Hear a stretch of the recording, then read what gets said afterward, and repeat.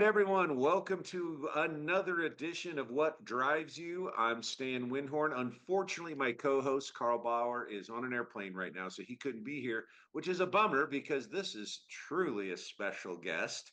I have Cinda Boomershine. Cinda, thank you for taking time to be on What Drives You. Glad to be here. Well, and I'm going to confess to the audience right now that I've known Cinda pretty much since the day she was born. She is my cousin. I am indeed. And Stan is my cool big cousin. So he asked me to join or be on here, and I'm so honored and thrilled to be here. Thank you so much. All right, I'm going to set this up for the audience by telling them a little bit of a story about you and I. So, Cinda lived in Which Georgia. I one? grew up in Illinois. So, I would see Cinda what, every couple of years, Yeah. maybe? But then I was living in California and I was working at this place called Medieval Times, which some people might be familiar with. But it just so happened that Cinda was there. You were like a counselor or something with a youth group, right? With Young Life. I was a Young Life leader on a trip. Okay.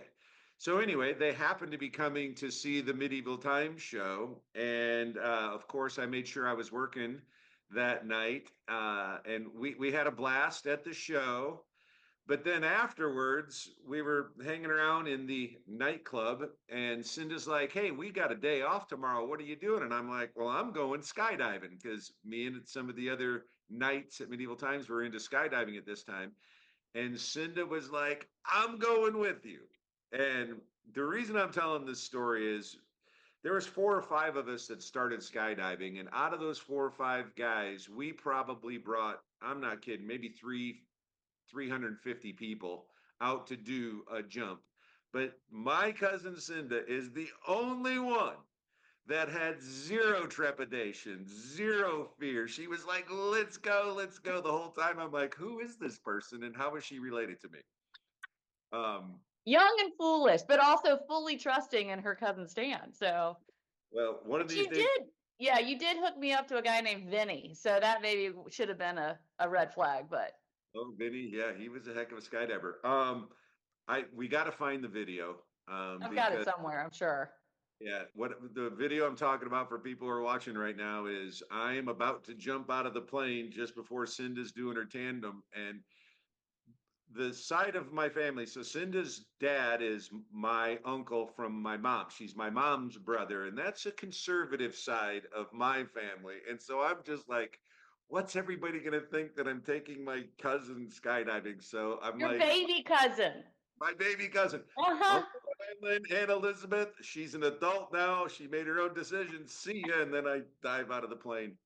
Anyway, it's a fun story, but it also kind of represents, in my opinion, how you live your life. You've had a Oh, very, very interesting life and a very interesting career. it Um, it has had some curves and some winds for sure.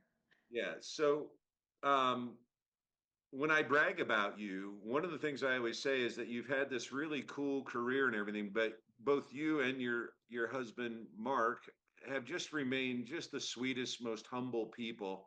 And I really appreciate that for people that have found success, and success means different things to different people, which is what this channel is all about. But you're both just, I don't know. I just love you to pieces. You're just so great. Oh, thank you. So I want to kind of The love is mutual, Stan. thank you.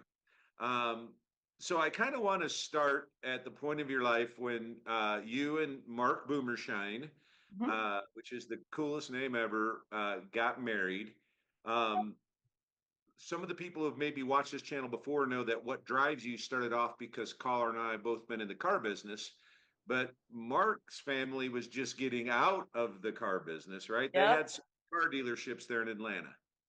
A bunch. Yeah. And they sold everything in 1999. So from 1929 to 1929, they had lots of different dealerships. Yeah, yeah. So you and Mark, if my memory serves me right, I might be missing some things chronologically, but you all moved away from Georgia and started some sort of a doom buggy Uh, traveling Yeah. company. Was that the Yes. first So business you guys did? after they sold the dealerships, Mark was unemployed and didn't know what he wanted to do. And he'd always thought he'd be in the car world. and that all changed. So we, this was all him, but we opened up an off-road adventure tour company driving vintage Land Rovers up in Highlands, North Carolina. So we still kind of had a foot in Atlanta and a foot in Highlands. Highlands is 2 hours away from Atlanta. It's kind of a resort vacation community. So we did that for 4 years and then sold that business. But yeah, that's what he did after they sold the dealerships. Very So that was the unusual. first run for you guys as entrepreneurs. Yes, and I was doing interior design at the same time, so it kind of all wove in together, and that's when we kind of became serial entrepreneurs.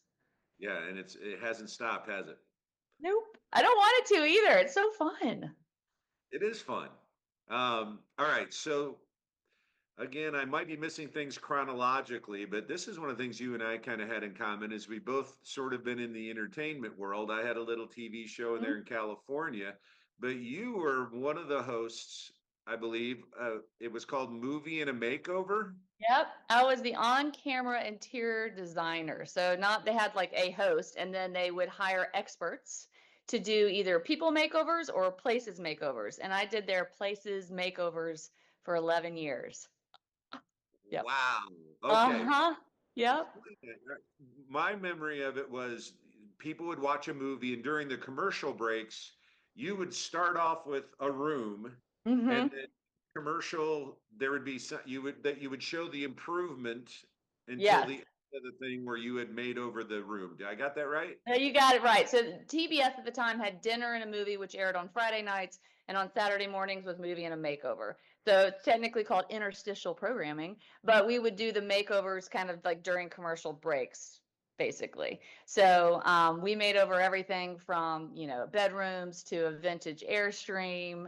I did an entire house with sponsored by IKEA once, and that was an adventure. I spent a lot of time assembling IKEA furniture. Oh boy. Uh-huh. Doesn't But we all did a furniture take variety. a long time? Yeah. Pardon? Doesn't all IKEA furniture take a long time to put together? For the average person, yes. But for me, I now have some serious skills. Doesn't You're surprise you.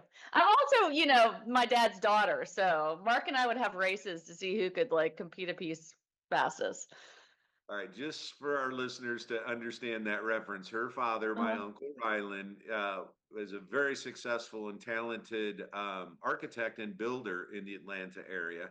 In fact, this I think before was even before you were born, Cinda. But one of our bragging rights as kids was the home you grew up in was featured in the magazine Better Homes and Gardens, and Yep.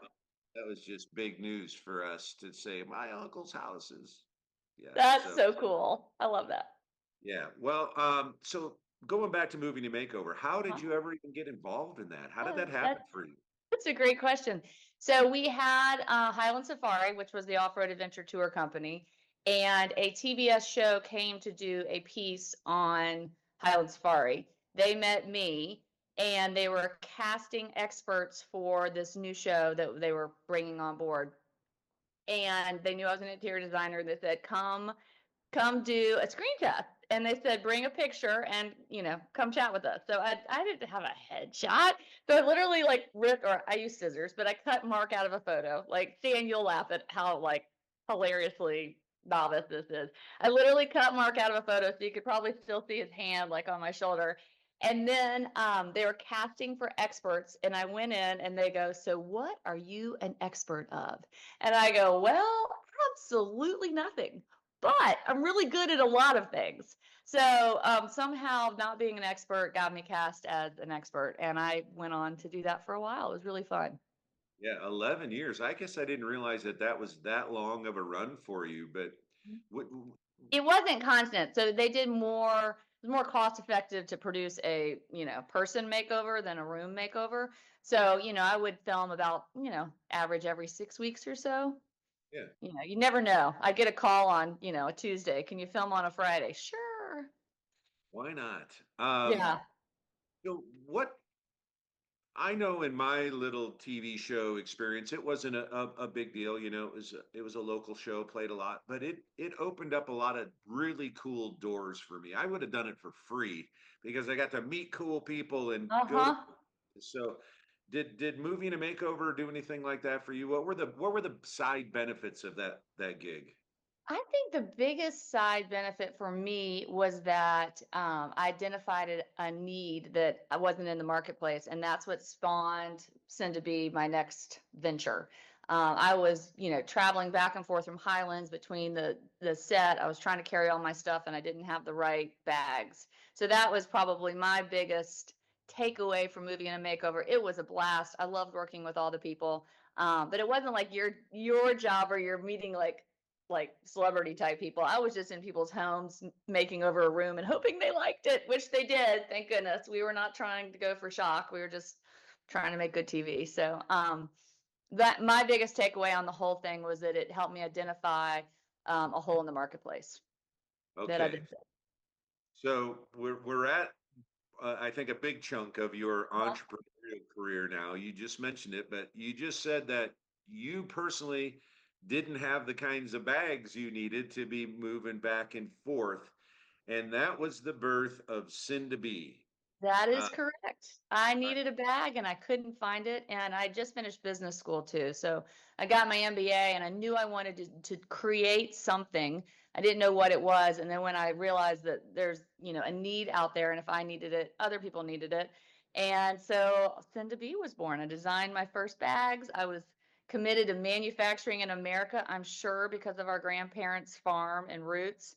yep. Um, yeah, and I started in 2004.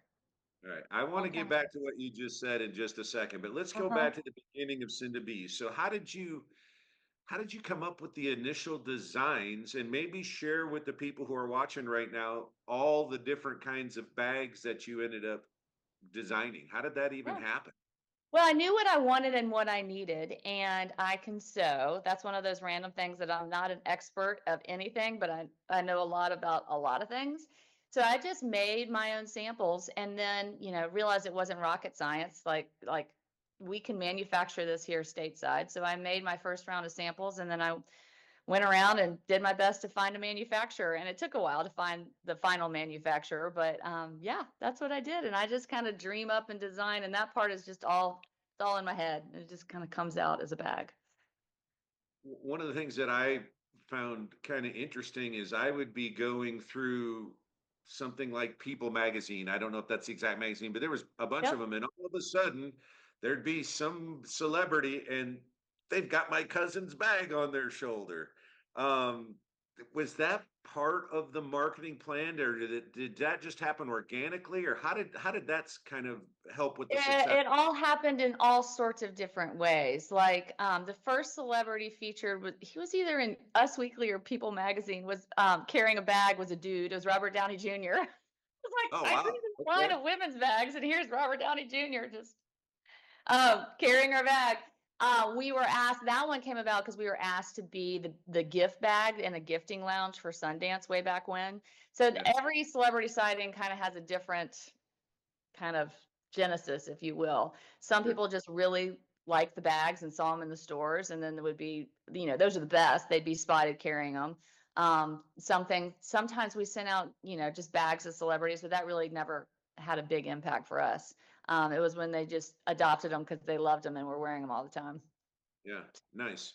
Um, so you started out making these bags, Hmm. developed this line. What was the process of getting stores, and how did you figure out which stores you wanted to have some? And this is really kind of before the internet really was. I mean, It was, now it people can was, go to cindabe.com and buy bags, but no. not back Yeah, then. it was I started at an interesting time. So I started developing the line in 2002. I sold my first product in 2004. So it took me a spell. But like the internet wasn't the internet like we have today. You couldn't just and find everything. So like I would go to a fabric store and read the margins on the side of the fabric to figure out who the manufacturer was, to call that manufacturer to be like, "Can you help me do this?" And if they said no, this is a pearl of wisdom I tell everybody that I coach and mentor. Don't get off the phone until you've asked them, okay, well, you can't do that, but do you know anybody else who may be able to do it? And I got my best leads that way. And again, different time, so much easier now to get a product off the ground because all the resources are at your fingertips. But I still think that being on the phone with someone, endearing yourself with them, and if they can't help you, asking if they know who can is a great tool to use. So I designed the bags.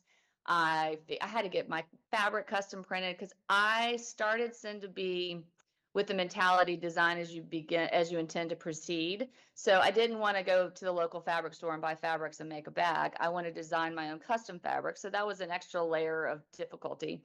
But once I had gotten everything figured out, I had designed the fabrics, I'd found a manufacturer, then I knew my sales distribution channel at that time, the primary source of selling bags was through independent gift stores.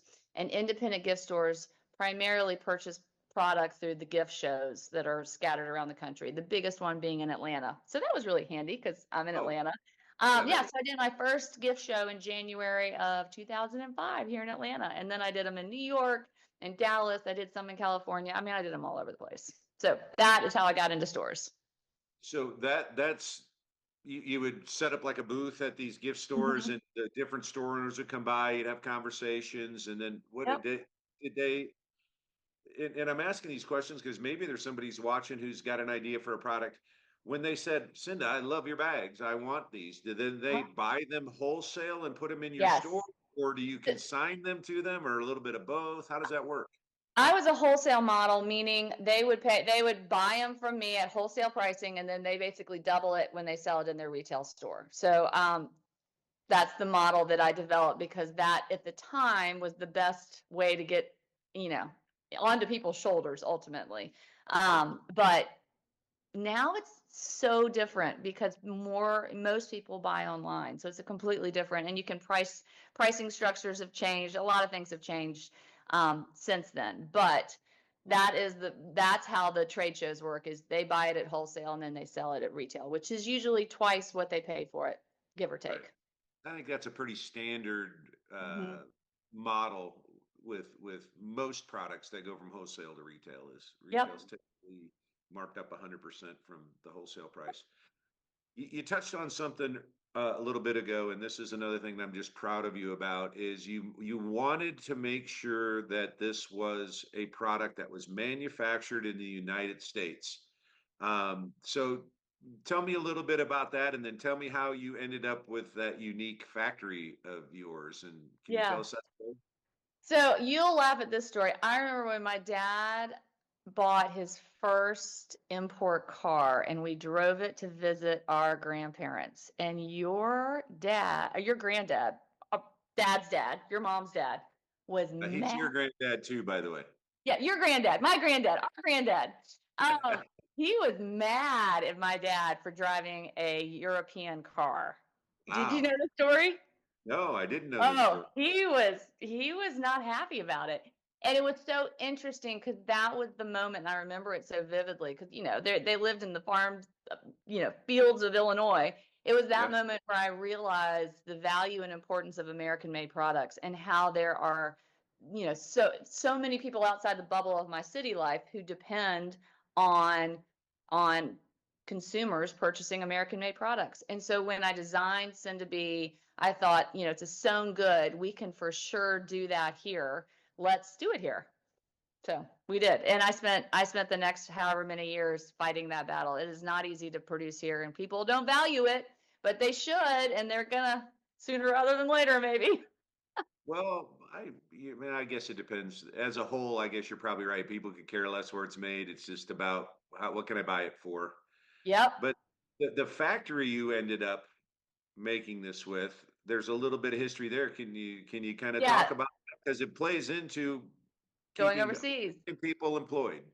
So I originally was manufacturing at a facility outside of Los Angeles, and they couldn't keep up with the demand. It was a pretty small factory. They were amazing. I still love those people because they got me launched. But they couldn't keep up with demand, and I was constantly dealing with back orders, which is not fun. And then I was approached by the factory owner of a factory in Fort Wayne, Indiana, that had been manufacturing for another bag brand who had taken all their production overseas or was in the process of moving it all overseas. So he was desperate because he had 100 plus employees and nothing to sew. And I needed additional manufacturing capacity. So we moved everything over to Fort Wayne, Indiana, right up the street from your mom. Yeah. Well, I guess we won't mention the name of the other bag company that went overseas. I would think, I mean, I don't know that much about bags, but I would think that that person was a direct competitor at that Oh, time for too. sure. They were direct competitors, but I tried really, really hard. It's another female-founded company, and they've been around a lot longer than Cinda B. I tried really hard to make sure we differentiated. So we were targeting a different customer with a different product. Um, you know, the same price point, same distribution channels, same Yeah, concept of a bag. sure. Well, I commend you for that, and I think it's cool that it is that you were so adamant about having it being made here in America. I did not know that the genesis of that was because of our grandfather. For those people who are listening or watching this right now, our grandfather, Cinda's dad, and my younger brother Steve, they're all kind of cut from the same cloth, and they are three of the men in my life that I hold so much respect for. So I think that is really cool. I just got a weird thing that says we're running out of time. I know, I Uh, saw that too. We got 9 minutes and 50 seconds. okay, well, we can wrap it up in that amount of time. So It's let's not from me, fast by the forward way. now. You have since sold Cinda B. Do you Yep. remain the face of Cinda B? I mean, you are Cinda B, but I know, it's weird. I had a moment. I was literally sitting here on a conference call with my whole team that was in Indiana, and right out, you can't see out here, but it's my kind of formal gardens right out here. And our nanny with my baby and my 2-year-old was blowing up bubbles in the garden with the babies. And I like looked at her and I looked back at my team. Well, I was on the call, I wasn't on a Zoom, but I looked back and I was like, I want to be the one blowing bubbles in the garden. So we shifted and we changed and we adjusted so that I can be mom to my kids right now because it took us a long time to have kids, let's be honest. So I was really wanting to be the mom. So yeah, you started a little later than most, and yeah, I love being the best Uncle Stan on the planet to your kids. So. they love you so much. I was like, Well, because we seem to be running out of time, I'm going to kind of wrap this up a little bit. But most people who are watching right now probably noticed the incredible painting that's behind you, that's done by your husband, Mark yep. Boomershine, who, by the Uh-huh. way, we want him on What Drives You Too, because I want to talk about his trajectory and his paintings and things. Oh, if you want to talk cars, he's the one to talk to. Well, we are going to do that with him. So you give him fair warning that I'm coming after him too. All right. So you sold the company and now you're raising the kids. You did something really, really, really unique. And I want to cover that. So tell everybody what you and Mark decided to do with the kids a couple years ago. Yeah, a couple years ago, we packed up our land home, as we call it, and we moved our 2 kids and 2 cats onto a boat and lived on a boat for 15 months doing the Great American Loop. So we traveled 7,000 nautical miles, and we're all still alive, including the cats. It's amazing. Anyway, yeah. So that's what we did. I still can't believe you brought pets with you on that. But you all have if people want to see your adventures at Uh-huh. sea, see your adventures at sea. See how I did that? Nice. Uh-huh. How do they get to check out the Boomershines and their sea voyage? Yeah, so we post a weekly episode of our Loop adventure every Friday at 5 over on at the channel's called the Boomer Shines. So the Boomer Shines, all one word. But yeah, you can find us over there. We recorded all of the adventure, but didn't have time to edit while we were having the adventure. And we didn't want really to take our time to edit and not enjoy the moment, if you will. So Sure. we're editing now. So it's not real time, but it's real time for us as we post it And they can find it on YouTube. on YouTube. Yep, or on Okay. Instagram. But Instagram's more real time. The YouTube channel is the Loop Adventure All from right. start to finish. But we're only like halfway. We've just made it to Canada over on YouTube. Oh, great. Yeah. Well, we hope to follow you with this channel. All right. We're got to wrap things up because we're running out of time here. I don't know how that happened, but that's okay. So here's what we ask everybody who comes on What Drives You. Cinda, what was your first car? Oh, I had the best first car. So that I'm going to give you a longer answer on this than maybe you want. But my dad gave us, my sister and myself, a challenge, and he said he'd match us dollar for dollar on every dollar that we earned and saved for a car when we turned 16. So I had watched 16 Candles, and I was like, I would like a Porsche 944, please. That was your Anyway, first so car? it wasn't. Just wait. So I had earnings projections. I had it all figured out. And I was babysitting like a crazy person. Anyway, long story short, I started dating boys. I didn't babysit as much on the weekends. I did not earn enough money for a used 944, but I did get a 1983 Audi GT Coupe, a manual transmission, and I had that car until Belle was born. Love that car so much. I mean, I drove other cars. It wasn't my everyday driver, but I love that car. That's awesome. So is Uh-huh. that your favorite car you've ever had Oh, then? absolutely. That was just a fantastic little zippy little car. Probably is my favorite car. Well, we know we normally ask people then what their dream car is, but I'm going to guess it's a 944 just because of I such good don't, I, things. you know, I don't have a dream car. I have a dream boat. Well, we'll Right hear that, now, but why I not? love my current car, by the way. I'm in mom mode, so I need a third row. I don't want huge. I drive a Lincoln Aviator Black Label. Love it. If you're in the market for a mom mobile, but not like a giant one, it's the best. There you go. All right, Hmm. final thing, we're going to wrap up. We always ask our guests to give a piece of advice. And the way Carl always sets this up is if you were going to be talking to a young Cinda, or maybe Hmm. give some advice to your kids that you wish you knew when you were younger, what are some of the what is a little nugget of advice that you would pass on? Can I give you two? Sure. Okay, so the first is, what would you do if you knew you couldn't fail? Like, I think that opens people up to, like, if I knew I couldn't fail, I'd take the risk on X, Y, or Z. Mm, And I think it's important to think big like that. The other thing that we say all the time on our household, it really reframes and changes things is, what's the best that can happen? Instead of what's the worst that can happen, always think about what's the best that can happen, and believe that the best will unfold, and it truly does. So my pearls would be, try to be fearless and believe the best will happen. It takes a lot of hard work, but sure. it You know eventually what? will. That doesn't surprise me. I mean, I wasn't expecting you to say that, but I think the your advice sums you up really, really well. So, Cinda, thank you so much. I miss you. Please say hello to the family. Thanks for being on What Drives You. And then, like I said, let Mark know that I'm going to get him on the show too. Y'all can talk cars till you're blue in the face. Don't do the time limit though, because he'll have lots of good pearls of insights. That sounds great. Cinda, thank you. Have a great rest of the day. And everybody, thanks for joining us on this edition of What Drives You.